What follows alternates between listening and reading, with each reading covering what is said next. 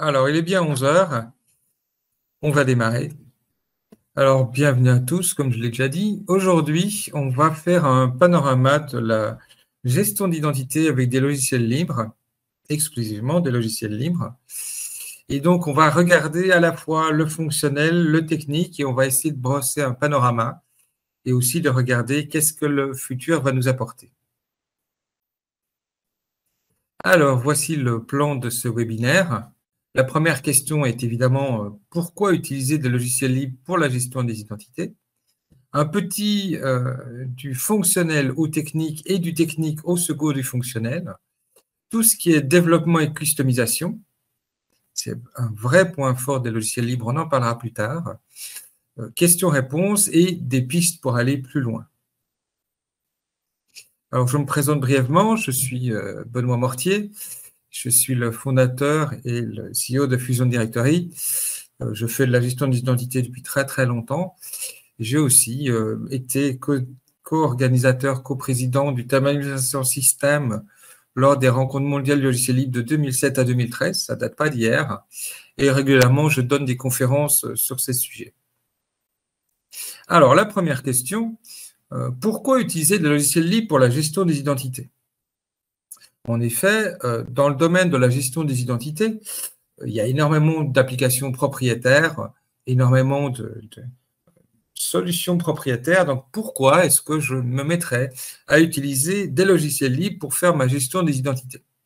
On va y revenir d'abord aux fondamentaux du logiciel libre, les fameuses 4 libertés qui sont vraiment la base et qui nous permettent, un peu plus loin, vont nous permettre de comprendre pourquoi c'est intéressant, au-delà des aspects techniques. On a d'abord, évidemment, notre fameuse liberté 0, qui est la liberté d'exécuter le programme comme vous le souhaitez dans n'importe quel but. La liberté numéro 1, qui est celle qui vous permet d'étudier le fonctionnement du programme, le modifier et effectuer des tâches informatiques que vous voudrez faire, mais qui ne sont pas incluses dans le logiciel. La liberté numéro 2, qui est celle de redistribuer des copies, d'aider le voisin, c'est-à-dire d'aider tous ceux qui auraient besoin de la même solution et auquel vous pourriez donc passer le logiciel, lui dire tiens, j'ai quelque chose qui marche bien, voilà, tu peux l'utiliser. Et la liberté numéro 3 qui est j'ai le droit de distribuer des copies modifiées à d'autres personnes et je permets donc à d'autres personnes à la fois d'en profiter ou d'enrichir le logiciel et ainsi de suite. On voit bien que la liberté 1 et 3 nécessitent évidemment d'avoir accès au code source. Alors, dans les avantages des logiciels libres, on a toute une série d'avantages qui découlent d'ailleurs des libertés qu'on vient de voir, c'est pour ça que j'en reparle.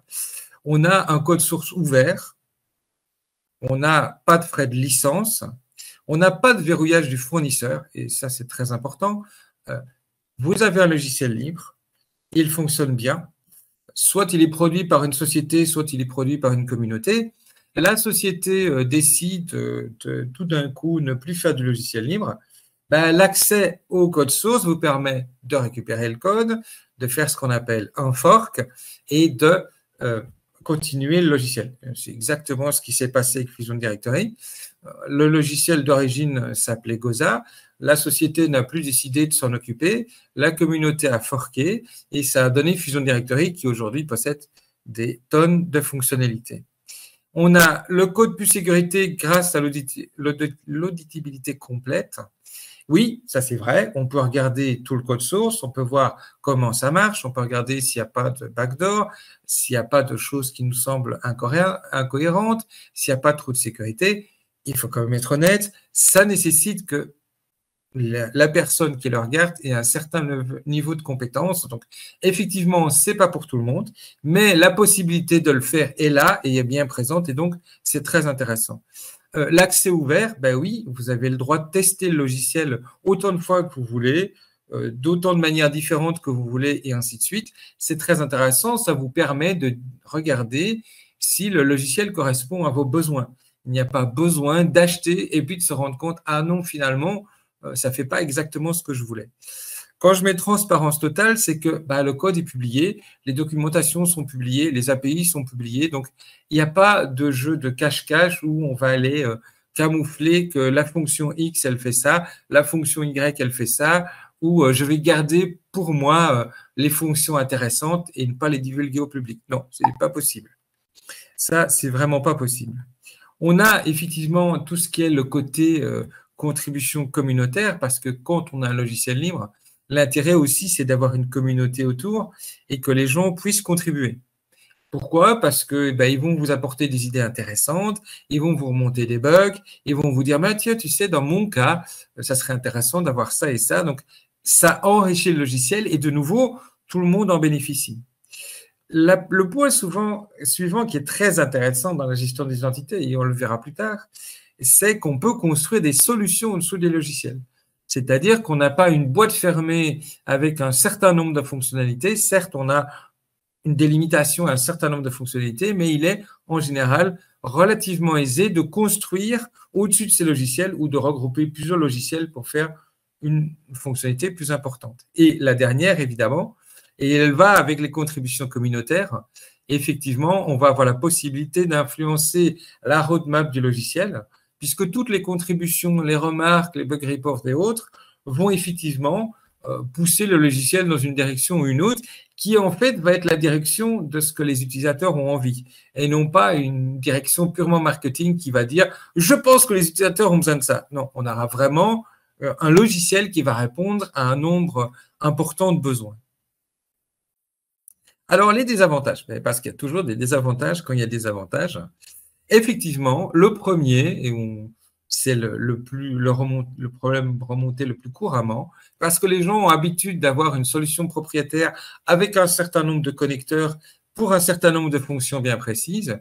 Dans la plupart des logiciels libres, on n'a pas de connecteur tout fait. Au-delà de la fonctionnalité principale, on n'a pas de connecteur tout fait. Fatalement, on a une intégration plus complexe qui nécessite une expertise plus importante. Oui, parce que effectivement, les logiciels libres, c'est vraiment le retour de l'expertise. C'est-à-dire, vous devez quand même savoir comment ça fonctionne pour assembler les briques. C'est pas la même chose que d'acheter un produit sur étagère, de configurer les connecteurs et puis dire c'est bon. Effectivement, le dernier problème, ça reste un problème courant qui est la sélection des différentes briques. Il faut effectivement avoir une certaine expertise pour être capable de dire ou se faire aider. Bon, moi, je vais choisir telle brique avec telle brique avec telle brique et je vais construire ma solution.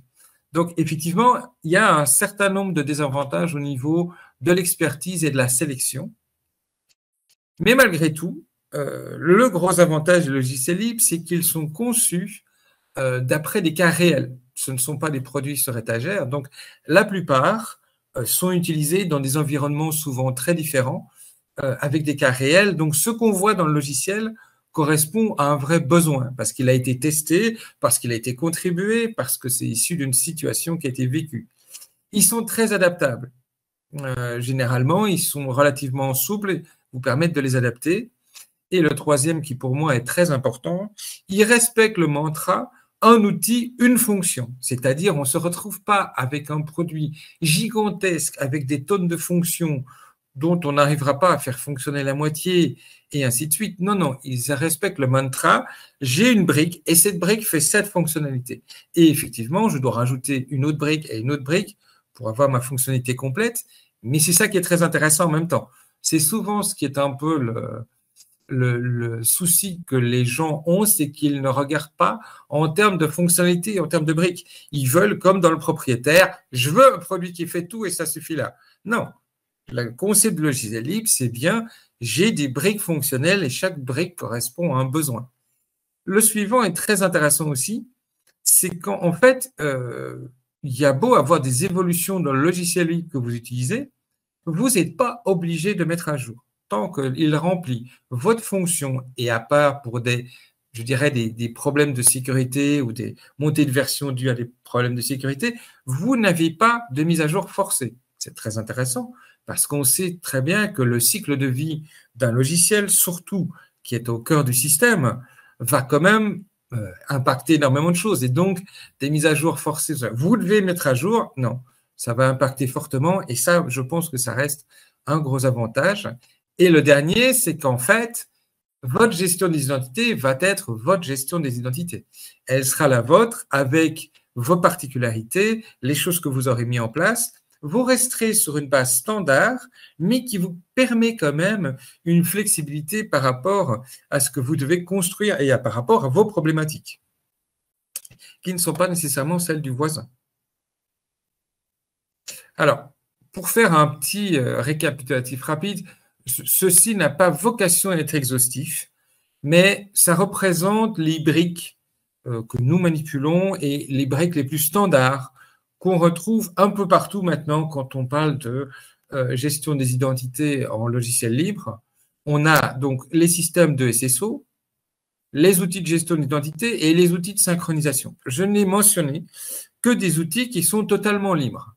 Certains outils ont ce qu'on appelle des versions professionnelles qui n'ont pas la même licence et donc ne peuvent pas être catégorisés comme des outils libres. Et bien souvent, la version libre manque énormément de fonctionnalités. Donc ici, on retrouve les deux systèmes de SSO les plus courants. Vous avez Keycloak, supporté par Red Hat, et puis vous avez LemonLDAP NG, supporté par le projet LemonLDAP NG. Vous avez dans les outils de gestion des identités Fusion Directory, supporté à la fois par la communauté et par la société du même nom, Fusion Directory. Vous avez Midpoint, qui est un autre outil de gestion des identités, mais plus complexe, avec vraiment de l'IAM et plein de choses plus complexes. Et vous avez, à mon sens, un seul outil de synchronisation, qui est LSC, LDAP Synchronization Connector, qui a été écrit par des gens qui font du LDAP, qui est prévu pour faire de la synchro LDAP, qui est vraiment le couteau suisse que vous pouvez torturer dans tous les sens. Il arrivera à faire ce que vous demandez. Donc ici, j'ai pas trouvé de belles images de Keycloak, mais ici, vous avez une image de Keycloak, typiquement, un outil de portail SSO. Ils ont aussi une gestion de compte interne. Globalement, Keycloak fait de l'authentification unique, fait de la connexion à partir de vos comptes de réseaux sociaux. Ils appellent ça fédération d'utilisateurs. C'est pour ça que j'ai rajouté sur des annuaires dispersés, parce que fédération, on l'utilise dans un autre sens. Donc, la fédération, si vous avez des utilisateurs dispersés sur de l'Active Directory de l'OpenLDAP, console d'administration, console de gestion de compte, ce qui est un peu différent de ce qu'on voit dans les autres SSO. Eux ont une partie gestion de compte. Et bon, après, c'est les protocoles standards, OpenID Connect, OO2, SAML, et ainsi de suite. Ensuite, vous avez le portail SSO en logiciel libre, le MonLDAP, qui est utilisé absolument partout, que ce soit à la gendarmerie française, dans les ministères, dans les universités, dans les centres de recherche, vraiment partout. C'est le portail, pour moi, c'est la référence des portails en logiciel libre. Et effectivement, on y retrouve les fonctionnalités classiques, authentification, contrôle d'accès, fournisseur de services, fournisseur d'identité. J'ai mis que quelques protocoles qui supportent, mais il y en a des dizaines. Le support des protocoles de fédération, SAML, OpenID Connect, la connexion vis-à-vis des réseaux sociaux, de la réinitialisation de mots de passe, de l'authentification multifacteur. Bon, il y aurait beaucoup à en dire, mais j'ai essayé de résumer. Et ensuite, on a effectivement Fusion Directory, le logiciel de gestion des identités, qui lui, aujourd'hui, permet de la gestion d'utilisateurs, de groupes, de systèmes, d'outils de déploiement, qui est fort utilisé dans l'enseignement supérieur recherche parce qu'il supporte les normes et les outils. On fait du contrôle d'accès fin pour de la délégation de tâches, on a des modèles personnalisables, des triggers, un web service et on supporte effectivement la base des protocoles de fédération, mais pas encore tout à l'heure actuelle. Et on a Midpoint, qui est un autre outil qui, lui, va plus loin, qui fait carrément de la gouvernance et de l'administration des identités, de la gestion de licences, de la conformité, du libre service et ainsi de suite. Donc lui, c'est une brique vraiment qui contient énormément de choses.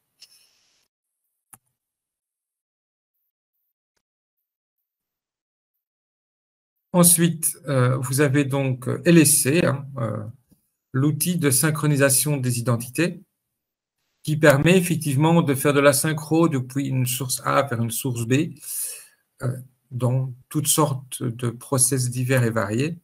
Et donc, du coup, LSC a des connecteurs sources et des connecteurs destination. Donc, c'est pour faire du LDAP-LDAP, de la base de données LDAP, des fichiers plats, des Google Apps, il y a du Microsoft Graph, il y a le Web Service REST de Fusion Directory. Donc, c'est vraiment un outil, il n'a pas d'interface, c'est vraiment un outil de synchronisation. J'ai des données à prendre dans une source, je veux les transformer et puis aller les déposer dans une autre source. C'est pour ça qu'il est quasiment indispensable dans les processus de gestion des identités dès qu'on veut mettre des workflows en place. Alors ici, on va parler du fonctionnel au technique. Pourquoi? Parce que historiquement, tout ce qui était gestion des identités était purement géré par des techniciens dans leur coin. Ils faisaient leur propre interface, ils géraient les données, ils géraient les identités. Mais ça, c'était il y a une dizaine d'années. Aujourd'hui, on a assisté à une vraie ouverture où l'ensemble des services veulent être partie prenante. Comme je l'ai mis là, on a des fournisseurs de données qui sont la RH, les applications métiers. On a des consommateurs de données. Aujourd'hui, avant, ce n'était pas le cas. On a des consommateurs de données. Les services de support veulent savoir qu'est-ce qui se trouve dans la fiche de Monsieur X. Les utilisateurs veulent resetter leur mot de passe ou veulent accéder à certaines de leurs données. On a des créateurs de données, par exemple, un chef de service qui va vouloir mettre certaines personnes dans un groupe pour pouvoir accéder à une application. Donc, on est sorti de l'application gestion des identités en silo à vraiment un endroit où on va vouloir gérer et donner accès à énormément de personnes sur la même brique.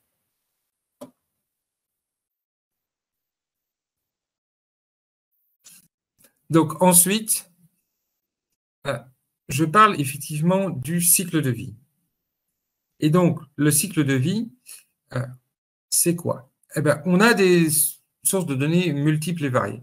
On a, comme je l'ai dit, des bases métiers qui contiennent l'ensemble des informations.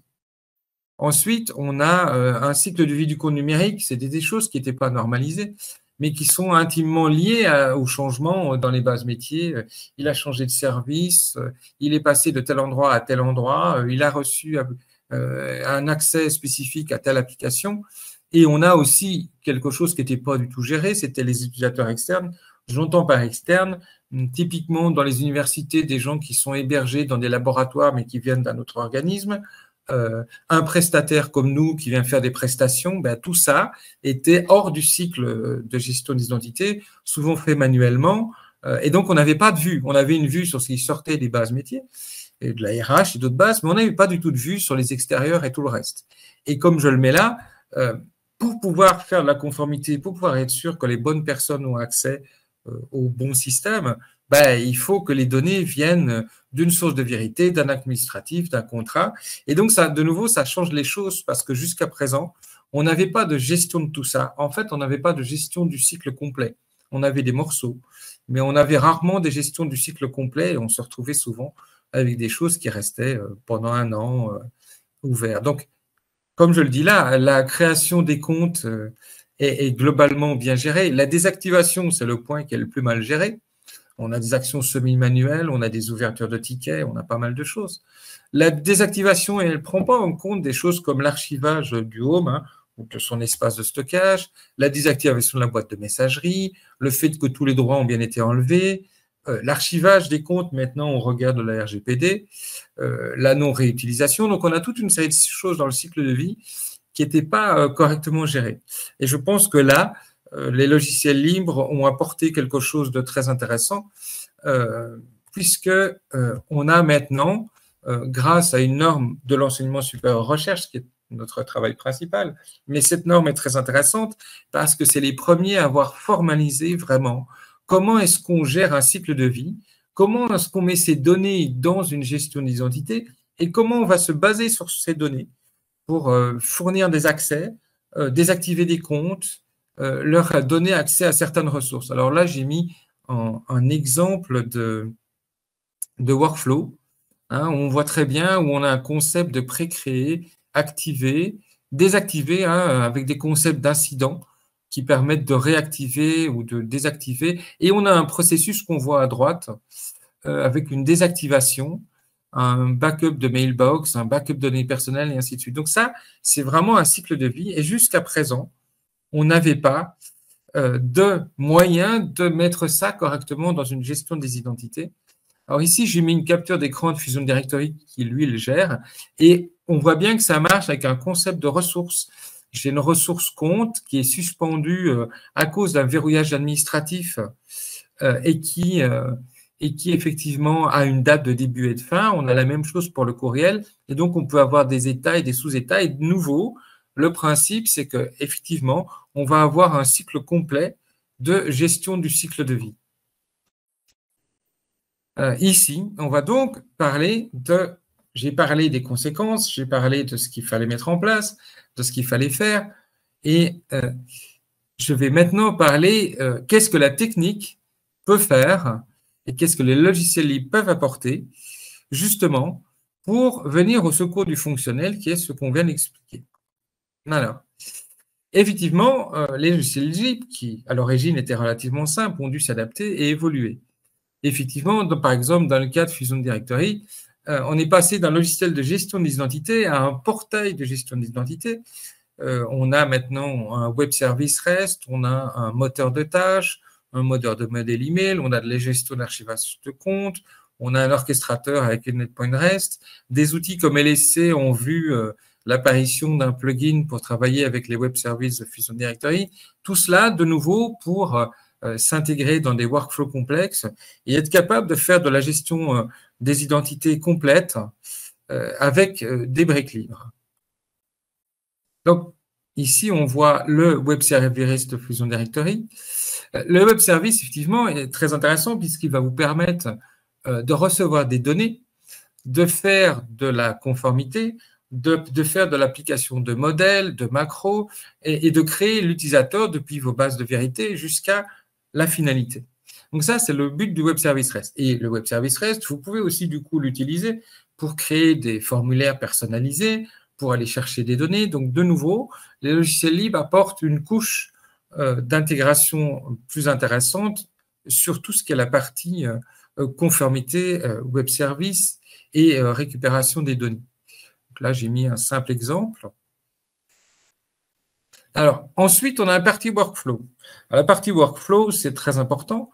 Le problème qu'on y voit dans la partie workflow, quand vous regardez les applications propriétaires, c'est qu'en fait, la partie workflow, elle est souvent limitée. C'est-à-dire, elle est limitée à ce que le concepteur du logiciel a bien voulu faire et il vous dit, bah, vous avez droit à tel et tel et tel type de workflow et pas plus.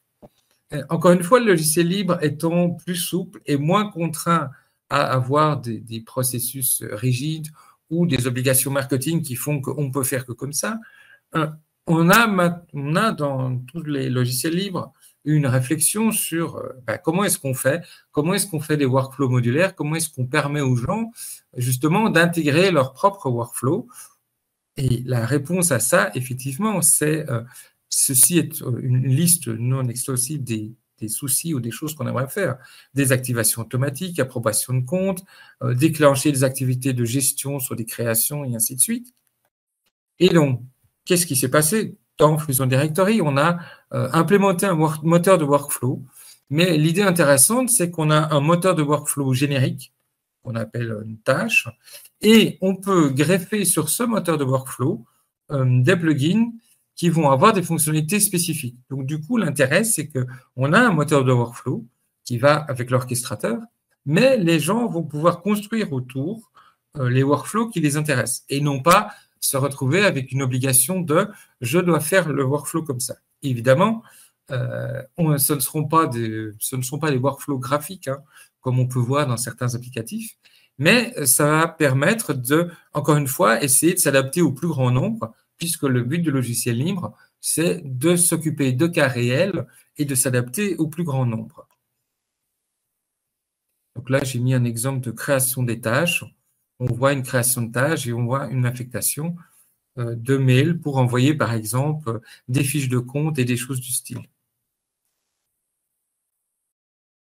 Et on voit là notre dashboard de suivi des tâches. Donc, de nouveau, toujours faire dans le sens que ça soit utilisé par le plus grand nombre, qui est vraiment le principe du logiciel libre. Et typiquement, ça va du coup avec un orchestrateur qui permet de faire récupérer les tâches, donner l'état des tâches. Pour l'instant, on n'a que des tâches mail, c'était le premier développement. Mais du coup, ça permet de nouveau, et c'est ça l'intérêt du logiciel libre, c'est qu'on peut construire autour des solutions. Et quand on a un problème réel qui se pose, construire la solution qui va bien autour.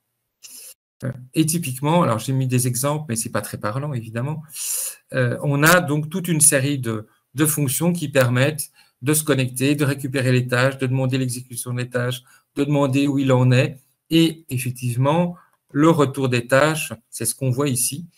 Donc l'intérêt, c'est toujours le même. On a une interface qui permet à l'utilisateur lambda de faire son travail. Et on a en arrière des processus techniques qui permettent d'assurer les fonctionnalités. Alors, maintenant, je vais parler de Synchro, évidemment. On va parler de LSC. LSC a vu apparaître, il y a près de 2 ans, un plugin pour utiliser les web services de Fusion Directory, et ce qui est logique, puisqu'on veut qu'on récupère des données, par exemple en SQL, on veut les passer à travers LSC, mais on ne va pas les écrire dans l'annuaire, ça n'a aucun sens. On va le passer au web service de Fusion Directory qui va nous répondre si oui ou non les données sont conformes, s'il y a tout ce qu'il faut, si j'ai bien tout reçu, et ainsi de suite. Et l'intérêt, effectivement, c'est que ça va faire l'entièreté du process et déclencher les triggers. Alors, ce n'est pas très parlant, c'est du XML, mais c'est pour montrer que, par exemple, on se connecte, on peut faire ces différentes tables dans Fusion Directory. J'ai créé un user, je lui ai mis sa base, son given name, son user password, son mail, c'est du Supan, son Supan Employee ID. Donc, le web service vous permet de faire toutes sortes de choses. Alors, pour que ça soit un peu moins ardu, je vais maintenant montrer quelques cas d'exemples. C'est classique, ceux qui ont déjà vu d'autres présentations de ma part les reconnaîtront. Donc, typiquement, là, on est dans un cadre, c'est un cadre universitaire. Donc, de nouveau, c'est la même chose. Comment est-ce que je prends les données dans l'application métier? Et surtout, comment est-ce que je vais propager ces données à d'autres applicatifs, puisque le but du jeu de faire une gestion d'identité, c'est quand même de prendre des données quelque part, les mettre dans la gestion des identités, et puis dans le même process, aller le propager ailleurs, pour que l'ensemble de mes applicatifs soient synchronisés en même temps, et pour qu'ils aient tous les mêmes informations, pour que quand les gens se connectent, ils ne voient rien du tout, c'est comme s'ils étaient nativement sur l'application X ou Y. Donc, typiquement, à l'université de Namur, c'était provisionné avec des modèles et ainsi de suite, mais ils avaient un petit supplément, c'est qu'ils ont 3 Active Directory différents, un nouveau et 2 anciens. Et dans les anciens, ça arrive souvent, ils ne savent plus comment ça a été fait, tout ce qu'ils savent, c'est comment s'y connecter et qu'il y a des gens dedans, mais qu'on ne peut pas les enlever parce que ces Active Directory tiennent à des applicatifs qu'on ne peut pas migrer. Donc ça, c'est un grand classique. Et ils avaient aussi de l'Office 365, il fallait créer les fiches contacts. Donc du coup, c'est là qu'on voit bien l'intérêt à la fois des logiciels libres pour résoudre ce genre de situation, parce que là, on est quand même dans une situation où je dois propager des données d'un côté, mais que des passwords de l'autre, et puis je dois les propager à des choses que je ne sais même pas comment elles sont construites. Et c'est ce que je disais au début, c'est bien ça la flexibilité du logiciel libre, c'est qu'en fait, ça permet d'affronter ce genre de situation. Et donc, on voit très bien sur le schéma, j'ai mes personnels, j'ai mon web service qui est en fait Fusion Directory.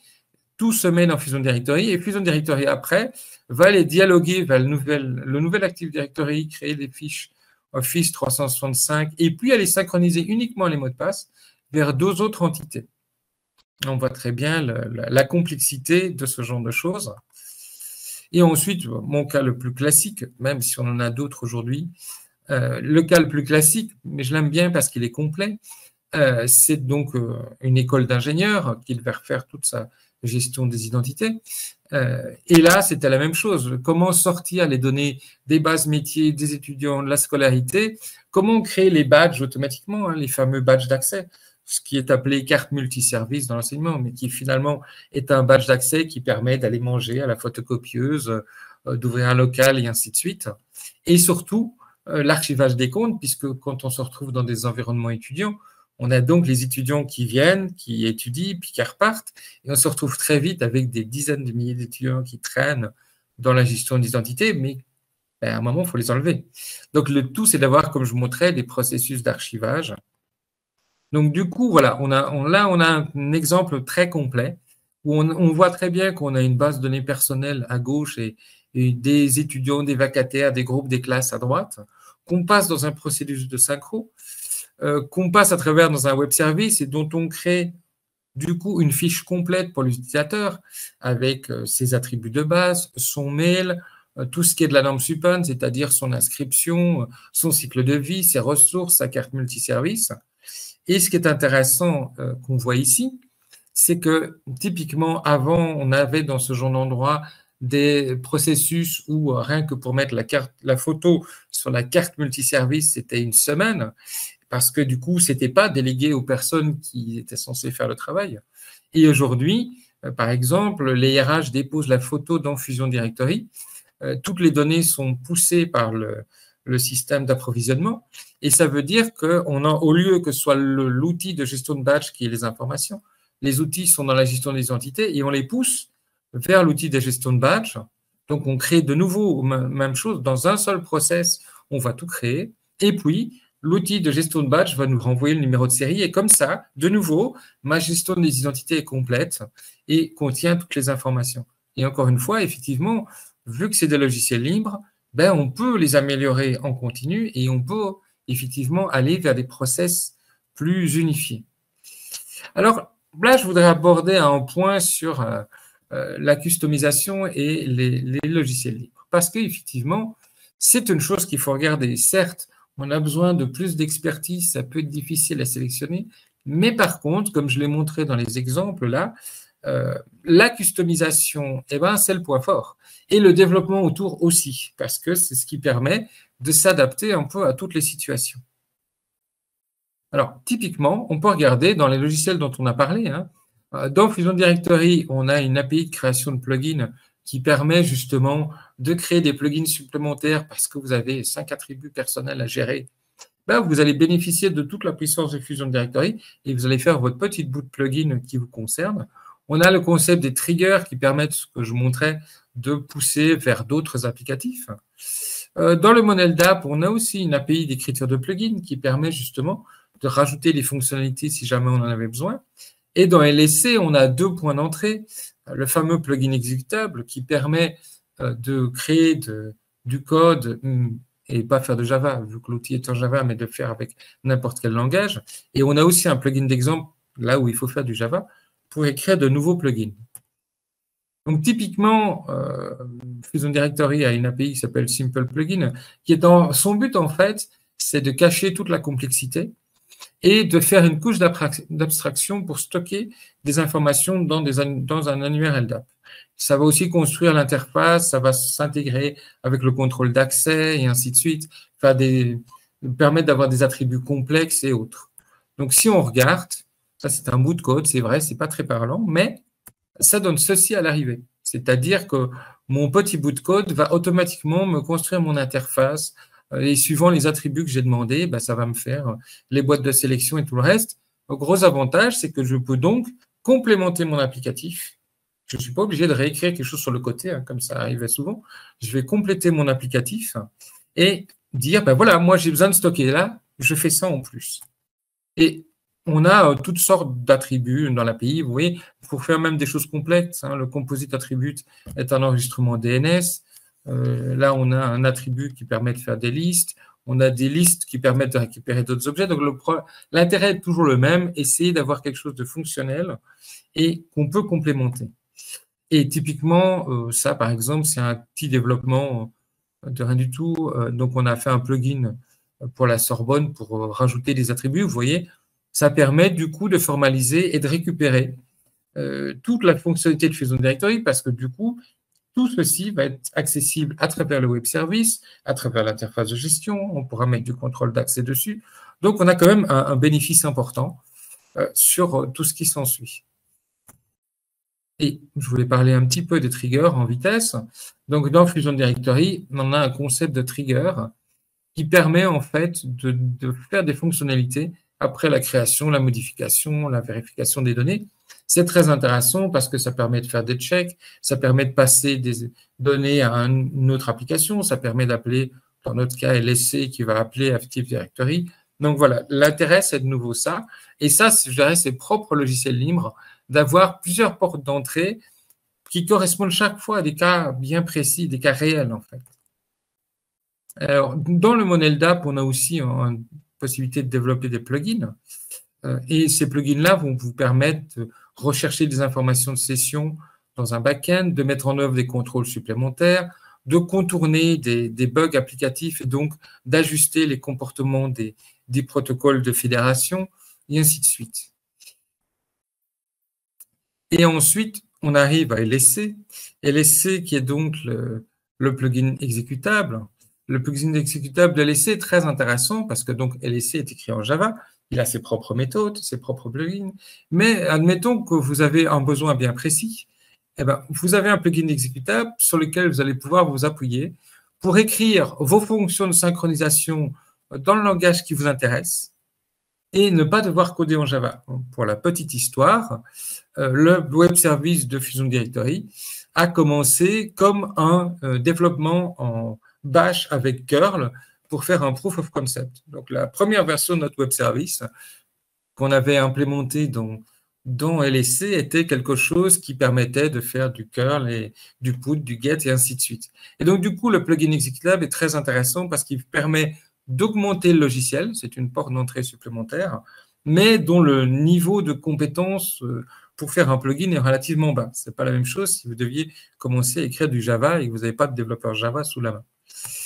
Donc, effectivement, bon, j'ai mis un exemple, mais ce n'est pas très parlant, comme toujours, mais ça montre juste qu'on a des fonctions list, get, et ainsi de suite, et on y raccorde le script qu'on a écrit, et pour LSC, ça sera un plugin supplémentaire, tout simplement. Ensuite, on peut écrire des vrais plugins pour LSC. Là, il faut connaître le Java, évidemment. Et donc, on peut écrire un service source ou destination. Hein, c'est toujours le même concept. J'ai une source, j'ai une destination. Et on a effectivement une explication et on a un template d'un plugin dans le code source du projet qui permettent d'écrire un plugin. Alors, dans les pistes pour aller plus loin, je vais vous parler brièvement de ce qu'on voit, nous, ce qu'on voit qui sont les demandes et en quoi les logiciels libres pourront probablement aider dans ces domaines. Alors, bon, la demande de workflow, j'en ai déjà parlé. Hein. On a des demandes avec approbation de compte, on a des demandes sur des actions, typiquement sur des changements de statut qui vont aller changer les statuts sur des mailbox ou sur d'autres attributs et ainsi de suite.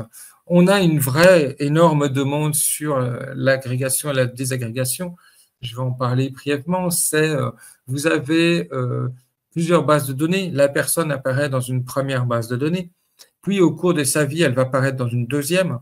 Typiquement, dans les universités, vous avez la problématique des vacataires, qui sont des étudiants qui ont fait leurs études, mais qui commencent à être salariés parce qu'ils vont aller donner cours pendant leurs études. Du coup, ils seront dans la base étudiant, plus la base personnelle, mais il faut leur faire une seule fiche. Donc, on a un vrai travail dans les logiciels libres à faire sur l'agrégation et la désagrégation pour aller être capable de reconstituer des fiches uniques. Et une des autres grosses demandes aujourd'hui, c'est un historique de toutes les modifications. Savoir qu'est-ce qui a été modifié dans la fiche avec une possibilité de rollback et doit être multisource. Alors, vous voyez des choses comme Arpège, Apogée, c'est les noms des bases de données en éducation nationale, mais du coup, c'est vraiment ça. Et faire des snapshots automatiques. Chaque fois que je change quelque chose dans la fiche de l'utilisateur, je veux le delta de ce qui a changé parce que je veux pouvoir retourner en arrière et savoir ce qui a été changé le 3 avril, qu'est-ce qu'on a changé dans sa fiche. Avec, mais ça c'est pour plus tard, éventuellement une possibilité de rollback en disant, ben voilà, là je voudrais remettre dans l'état où c'était. Une chose qui n'est pas sur les slides, mais qui est aussi fort demandée, est de pouvoir décider, et c'est nouveau dans le concept d'agrégation des agrégations, de pouvoir dire tel champ est uniquement nourri par telle base de données. Ça arrive souvent qu'on va avoir les champs donc, des deux côtés et il faut décider qui a raison. Donc là, effectivement, il y a aussi une demande sur ce genre de choses. Quelle est la donnée qui a raison? Et sur ce, j'ai fini ma présentation. Je suis désolé pour les problèmes de partage d'écran. C'est une nouvelle plateforme. Donc, si vous avez des questions, Je veux bien y répondre maintenant. Alors, quelle est la taille des annuaires gérés par Fusion Directory? Alors, actuellement, plus de 60 000. Alors, actuellement, plus de 60 000 utilisateurs à l'Université d'Orléans. Mais en fait, est-ce que ma réponse apparaît? Ok. Alors, on travaille à la Sorbonne où les volumes seront beaucoup plus importants.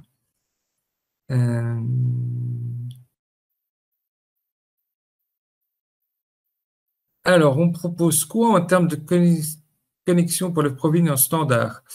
On propose on propose du LSC vers Active Directory, qui est quand même le standard, enfin quelque chose qu'on fait beaucoup. On a même écrit une surcouche pour gérer ça. Mais comme je l'ai dit, alors, non, en fait, il n'y a pas d'intégration. Alors, il ne faut pas la regarder dans ce sens-là. La question, c'est, y a-t-il une intégration O365 déjà existante? Non, en fait, il n'y a pas d'intégration O365 parce que du coup, le travail qu'on fait, c'est ce qu'on a fait à l'université de Namur, c'est qu'on synchronise, avec leur AD et leur AD synchronise avec leur Active Directory et l'Active Directory, lui, synchronisait avec la plateforme Team. Enfin, qui synchronise avec Azure AD, en fait, pour être tout à fait exact. Donc non, il n'y a pas de, on n'a jamais de connecteur spécifique pour quelque chose. Déjà parce que on fait rarement 2 fois exactement la même chose. Et ensuite, c'est toujours une question de savoir vers où on synchronise. Mais on pourrait, si on avait vraiment des fonctionnalités spécifiques à devoir pousser vers un AD, on pourrait très bien imaginer faire un plugin Office 365 qui permettrait de matérialiser dans la gestion des identités les choses vraiment spécifiques à Office 365 que du coup on pourrait propager vers l'applicatif en fait.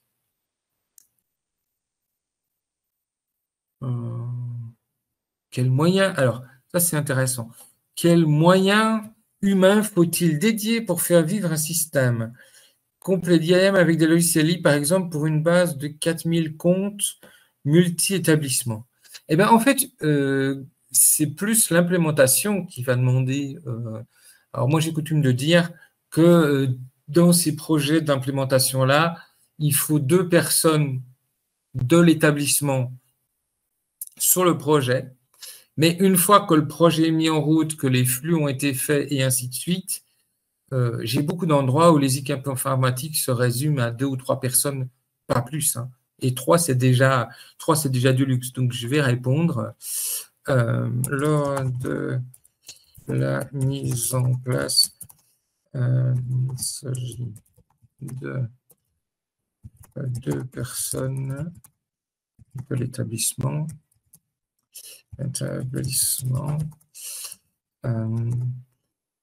Pour la gestion quotidienne,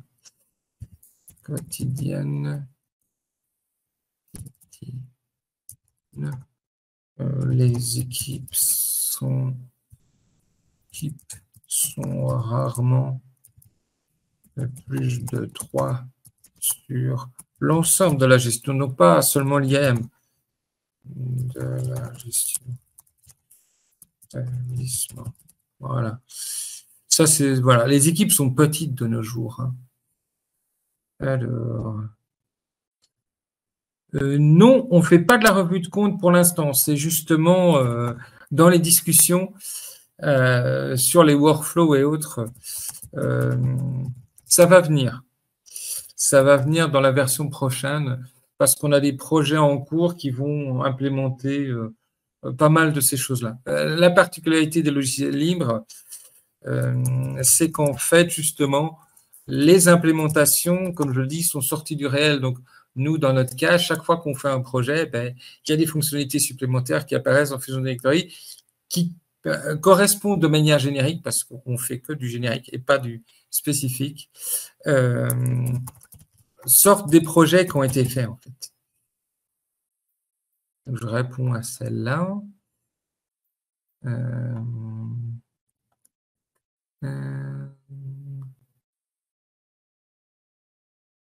Mais en fait, la question du MDM,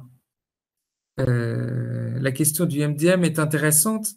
Dans notre pratique de tous les jours, on a en face de nous des bases de données métiers qui sont en fait les sources de vérité. Donc, effectivement, c'est dans les questions d'agrégation, désagrégation, on a un concept en cours de réflexion. On a des solutions techniques, mais je n'en parlerai pas encore maintenant. On a des solutions techniques et je pense qu'on aura des solutions techniques cette année, au début de l'année prochaine, sur justement ces problématiques de génération de données et ainsi de suite. Donc, dans notre contexte, on n'aura pas un autre logiciel en front. Ce sera probablement Fusion Directory et LSC qui seront les deux briques. Mais on a rarement d'outils en front parce que on est directement en front vis-à-vis des bases de données. Donc, je vais répondre là. Actuellement, la question était pour ce qui concerne les différentes sources pour la création d'une fiche, il ne faudrait pas passer par un MDM. Actuellement, ce n'est pas le cas. Il y a des réflexions autour de c'est dans les réflexions autour de l'agrégation. Et c'est aussi dans ce que j'ai expliqué sur le fait de décider que tel attribut vient prioritairement de telle source de la définition. Mais c'est des choses qui sont en discussion. Donc, on n'a pas pour l'instant de décision ou de réflexion définitive autour du sujet. Qui a raison sur les attributs? Je viens de mettre la réponse. Tic. Alors, tic. Est-ce que j'ai... Alors, est-ce que j'ai répondu à ça? J'ai l'outil Jans. Non, ça me dit rien du tout.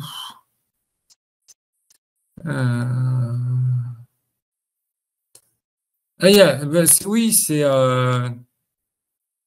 Oui, je vois ce que c'est. C'est probablement... Non, mais je vais regarder. Ça me fait penser à des briques, j'ai plus le nom en tête, qui font effectivement, qui ont différents modules pour faire tout ce qui s'ensuit et qui ont besoin d'un annuaire derrière, éventuellement pour chercher les choses. Donc, qui essayent de refaire... il y avait une boîte australienne, mais j'ai plus le nom en tête.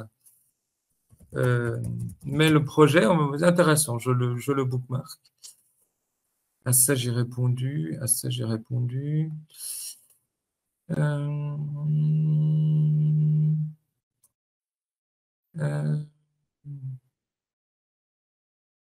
Alors, avez-vous des exemples d'implémentation de fédération d'annuaires avec ADFS et SAML? En fait, nous, on ne fait pas d'ADFS personnellement. Par contre, on n'a pas fait de fédération d'annuaires. Non. Si on entend ça par fédération de différents annuaires, non. Parce qu'en fait, on se positionne au milieu et on a toujours, alors soit les données qui nous viennent de la fédération à travers le modèle d'app, quand on est plugué sur la fédération Renater ou Edugain et qu'on veut faire de la consolidation dans un seul et unique annuaire derrière pour que les gens puissent se connecter aux applicatifs. C'est ce qu'on avait fait au campus Condorcet. Mais on ne fait pas de fédération du style j'ai un AD, un OpenLDAP et un autre AD là. Nous, on n'a pas d'expérience, on n'a jamais fait de genre de méta-annuaire. En fait, on est toujours à la source. Donc, non, j'en ai pas. Pas que ce n'est pas faisable, hein, mais on n'en a pas, nous, dans notre pratique de tous les jours, en fait. Tic, tic, tic. Est-ce que j'ai encore oublié quelque chose? Oui, oui, vous avez des ETL, genre Talend, hein. Mais on pourrait appeler l'essai un ETL aussi, hein. La seule différence, c'est que Talend n'est pas libre. Alors que l'essai, lui, est en fait dédié à ce qui est OpenLDAP, base de données, synchronisation et ainsi de suite. On pourrait dire que LSC est un ETL en fait. Light parce qu'il a pas d'interface et c'est pas son but. Mais on peut le dire. Mais sans interface de configuration ou d'utilisation en fait.